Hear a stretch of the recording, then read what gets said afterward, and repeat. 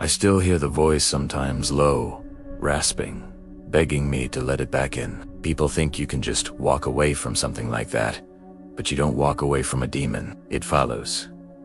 Always. Before we start, tell me, what city are you watching from? I want to find terrifying, real stories from your hometown and turn them into videos. And please, make sure to subscribe, turn on notifications, hit the like button, and leave a comment so you never miss new horror stories like this one. Stay until the end. The final twist will leave you genuinely shaken. I grew up in a very religious household, the kind where every wall had a framed cross and my grandmother sprinkled holy water the way other people sprayed air freshener. We weren't the type of family that joked about demons or spirits. We feared them, and maybe because of that fear, I always thought we were protected. But what happened to my cousin Daniel proved just how wrong I was. The first time I realized something was off, it was so small I barely paid attention. He had come to stay with us for a few weeks during his parents' divorce. Daniel used to be this quiet, shy kid, always apologizing for everything and keeping to himself. But that night, when he arrived, he barely greeted us. He just walked straight past me into the house like he belonged there, except the look on his face was wrong. His eyes weren't unfriendly or angry. They were empty, like he was thinking about something far away. And didn't he care enough to focus on anything in front of him? My mom whispered that he was just tired, stressed out from the divorce. But I knew stress didn't make someone look like that. Later that night, I was lying in bed scrolling on my phone when I heard footsteps in the hallway. Slow, dragging steps. Not like someone walking, but like someone pulling their feet across the floor. My room was at the far end of the hall, so whoever it was had to pass by my door. I sat up, listening. The steps stopped right outside. I frowned and got up to check, thinking maybe my mom needed something. But when I opened the door, Daniel was standing there, perfectly still, staring at my doorknob as if he had been about to open it. Dude, what are you doing? Primera, asket. He didn't react at first, just kept staring at the doorknob. Then he slowly lifted his eyes to mine, and I swear I felt a wave of cold roll down the hallway. His expression didn't change, but he whispered, "I heard you calling me." "I didn't call you," I said. Daniel blinked once, slowly, and then walked away without another word. I told myself he was sleepwalking. He had to be. That explanation made enough sense for me to go to sleep. But the next morning, when I mentioned it to him, his face went pale. "I didn't go into the hallway last night," he insisted. "I slept the whole night." I knew he was lying, or he genuinely didn't remember. Over the next few days, the weird behavior escalated. I'd find Daniel standing in corners, facing the wall for long stretches of time. He'd mutter things under his breath, sometimes in a language I didn't recognize. At dinner, he would stare at us. Not angrily, not confused, but like he was studying us, observing, judging. One night, he came downstairs, long after everyone had gone to bed, and sat at the kitchen table in the dark. I didn't even realize he was there until I went to get water and saw the outline of someone sitting motionless at the table. When I turned on the light, Daniel didn't flinch. His eyes were wide open. "What are you doing?" I asked. "Waiting," he whispered. "For what?" His lips curled into a faint smile. "For them to stop watching." I had no idea what he meant, and I didn't want to know. I backed out of the kitchen and went straight to my room, locking the door for the first time since childhood. The next day, we found out Daniel hadn't slept at all. He was awake every single night, pacing the house, whispering to himself. My mom wanted to call his parents, but my grandmother insisted she handle it. She believed, or maybe she feared, that it wasn't a mental issue. It was something else. That evening, she asked Daniel to sit with her. He refused. She tried again, more firmly. He still refused, staring at her with that same blank, cold expression. But what happened next still makes me shake when I think about it. My grandmother took out a small silver cross from her robe. The moment Daniel saw it, he recoiled. Not like someone bothered, but like someone who had just seen a wild animal lunging at them. He scrambled backward so fast he knocked over a chair, his breath coming in short, panicked bursts. "Stay away from me," he screamed.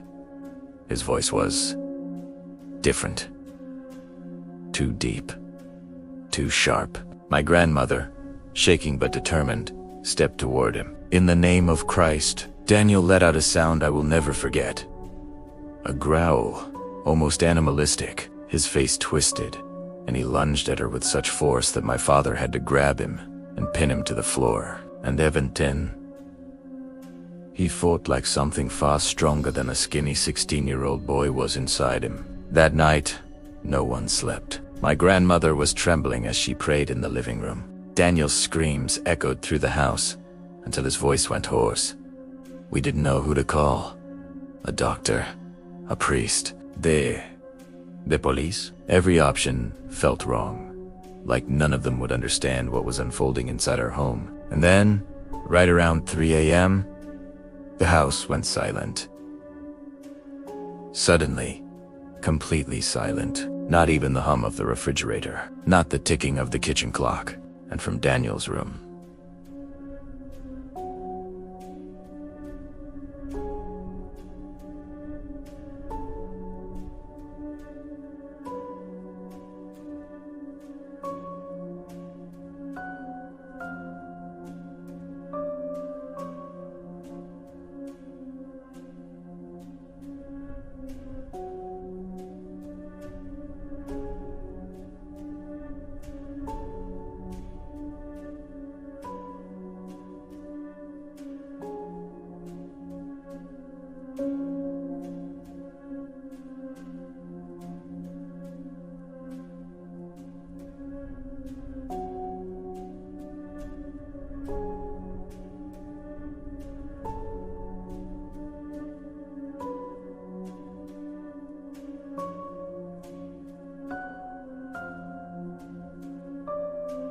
a voice that wasn't his.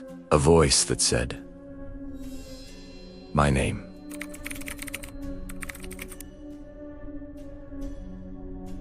The moment I heard my name whispered from Daniel's room, every instinct in my body screamed at me to run. But the house was dead silent, a suffocating, unnatural silence that felt thick in my lungs. And somehow that made it worse. My parents were already frozen in place, staring toward the end of the hallway. My mom covered her mouth, her eyes wet with fear. My dad took one hesitant step forward, then stopped when we heard it again. My name, but slower this time, drawn out, taunting. It wasn't Daniel's voice.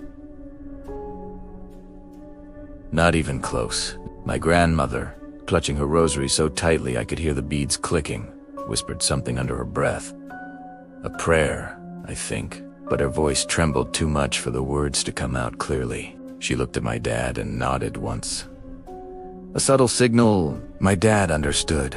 He motioned for us to stay back and slowly walked toward Daniel's room. Every step made the floor creak unnaturally loud, like the house itself was warning him not to go. When he reached the door, he placed his hand on the knob and yanked it back instantly. It's ice cold, he whispered. I watched a shiver run through him. He tried again, gripping the knob with determination this time. He pushed the door open. At first, the room looked the same as always. Messy, dim, Daniel's backpack on the bed, clothes on the floor. But the temperature hit us immediately. It wasn't just cold, it was freezing, like the air inside had been sucked out and replaced with something dead. Daniel was sitting on the floor in the far corner with his back to us. His head was tilted upward, not toward the ceiling but toward the top corner of the room, as if something was crouched there, staring back at him. Daniel, my dad said cautiously. Daniel didn't move. My dad tried again, stepping closer. Daniel, look at me. This time, Daniel spoke, but he didn't turn around. They're here, he whispered. My dad swallowed hard. Who's here? For several seconds, there was no sound. Then Daniel slowly, impossibly, began twisting his head. Not his shoulders, not his torso, just his head, rotating farther than a human neck should allow. I heard my mother choke back a sob. My dad froze mid-step. Daniel's face finally turned enough for us to see his eyes. They weren't blank anymore. They were wide, bloodshot, unblinking. And they weren't looking at my father. They were looking straight at me. "You let them in?" he said. The voice. God, the voice wasn't Daniel's. It rang with a deep, vibrating tone that made the walls feel like they were humming. I shook my head. "No. Daniel, I didn't." But he cut me off. "You called for them." My grandmother stepped forward, clutching her cross. "Lies!" she snapped, though her voice was fragile. "You are not welcome here." Daniel's mouth slowly curved into a smile. Not cruel, but knowing. Almost pitying. "You think that helps?"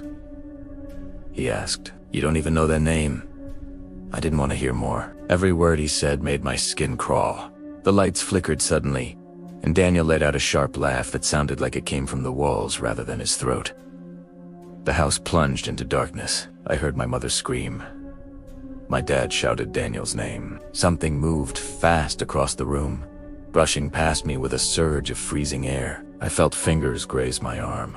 Light, but deliberate, like something testing the shape of me in the dark. When the lights flickered back on, Daniel wasn't in the corner anymore. He was standing right in front of me, so close I could smell something metallic on his breath, like old blood and cold iron. My dad lunged forward and pulled me back, just as Daniel whispered, "They like you."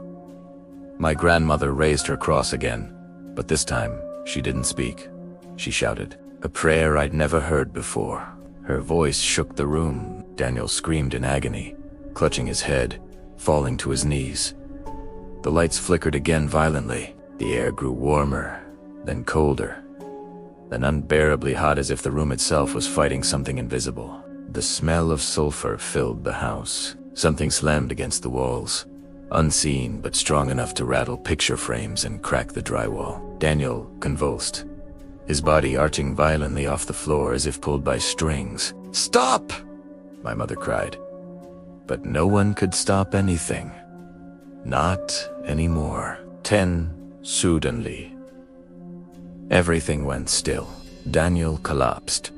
The temperature stabilized. The humming, the shaking, the whispers, all gone in an instant. My grandmother knelt beside him, whispering softly, placing the cross on his forehead. When my dad checked his pulse, he exhaled with relief. "He's alive," he said. We moved Daniel to the living room. His breathing was shallow, but at least he was breathing. My grandmother kept praying over him, her voice softer now, steadier. Hours passed. The house remained unnervingly quiet. At around dawn, Daniel finally opened his eyes. They looked normal again. Exhausted, confused, but normal. He didn't remember anything. Not the voices, not the cold, not the screaming, not the way he looked at me. And part of me wished I didn't remember either. 4 days afterward, everything seemed calm.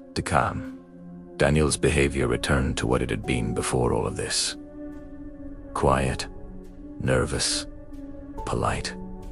But every now and then, I would catch him staring at a corner of the room with this strange, almost fearful concentration, like he still sensed something lingering there. The night before he left to go back to his parents, I found him sitting outside on the steps. The air was warm, the sky clear. For once, everything felt normal. "Do you feel better now?" I asked gently as I sat beside him. He nodded slowly. "Yeah, I think so." Then he hesitated.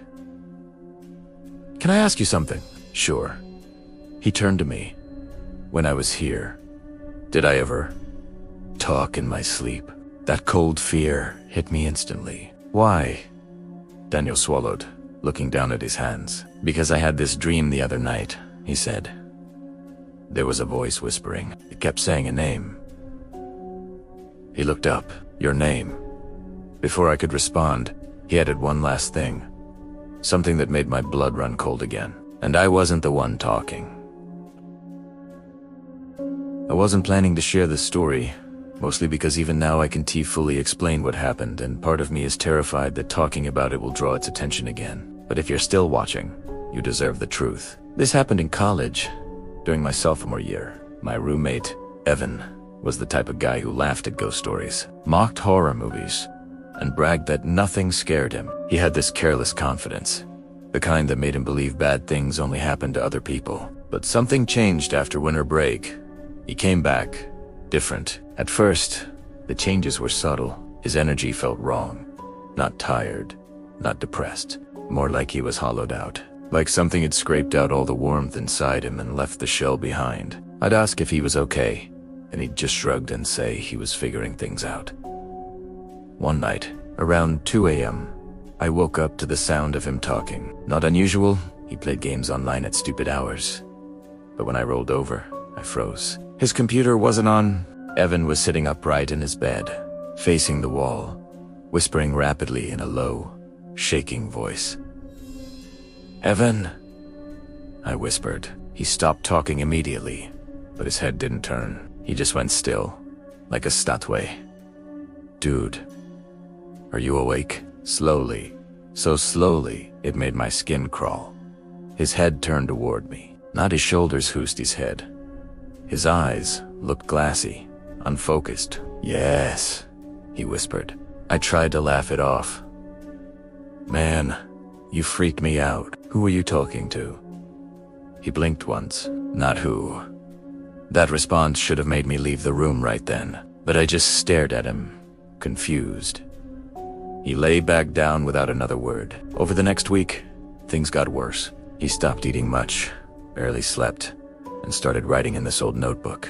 I tried to peek inside once, thinking maybe he was journaling, but the pages were filled with messy symbols and words I couldn't understand. Some looked like they weren't even in a real language. The night everything came to a head, I woke up again at around 3:15 a.m. The room was freezing, my breath fogged in the air. Evan's bed was empty. I found him standing in the shared dorm bathroom, not over the sink, not brushing his teeth, just standing in the middle of the room, staring at the ceiling. A whisper echoed softly around him, but his lips weren't moving. "Evan," I said, my voice shaking. The whispering stopped. Then, in a deep, layered voice that didn't belong to him, he said, "He didn't invite you." I stepped back.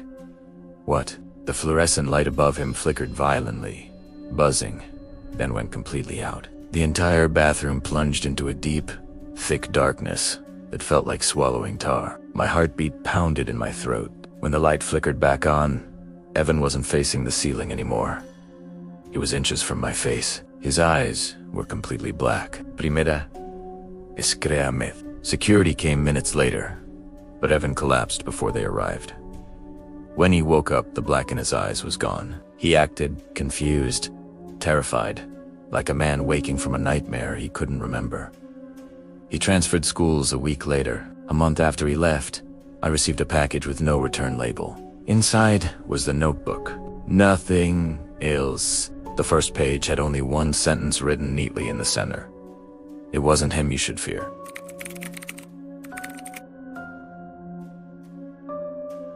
My last story is something my family refuses to talk about. We pretend it never happened. But I still dream about that night, about the thing we met inside that house. When I was 11, we moved into a small rental on the outskirts of town. It was old, creaky, cold in ways that didn't make sense. But rent was cheap, and we didn't have much money then. For the first few weeks, nothing strange happened. Just the usual settling noises older houses make. But then my little sister, Mia, began waking up at exactly 4:03 a.m. Every single night. She'd stand in the hallway outside my room, staring at nothing, shivering. She'd say the same thing every morning. "He talks weird." We asked who she meant. She'd described the man in the corner of her room, a man we could never find. One night out of nowhere, Mia started screaming. My parents and I ran to her room. She was sitting upright in bed, eyes wide in terror, pointing at the far corner. "He's not talking anymore," she sobbed. "He's listening." My dad checked closets, the hallway, the backyard. Nothing. But when he tried to leave the room, the door wouldn't open. Not locked. Not stuck. Just refusing. I remember the panic in my mother's face. She twisted and pulled with all her strength, but the door didn't budge. The air grew colder. Mia shrieked and clung to me. Then the lights went out. Everything. The walls, the floor, the air vibrated with a low hum. Something moved in the corner of the room. Not a person. Not an animal. A shape. Wrong. Shifting. Growing. Like shadows folding into each other. My dad slammed his fists into the door repeatedly, screaming for help, and then a voice, soft, deep, distorted, whispered from above us. "Don't go." My mother fell to her knees, praying louder than I'd ever heard her. Mia curled against me, trembling violently. Something touched my shoulder then. Cold. Heavy. Fingers that didn't feel human. I screamed. The door suddenly flew open so hard it cracked the wall. We ran out of that room, out of the house, into the yard barefoot and breathless. We never slept there again. When we returned weeks later with movers, the house was silent. Empty. Normal. But Mia refused to go inside. She stood on the lawn, staring at her bedroom window, and whispered, "He's still there. He's waiting."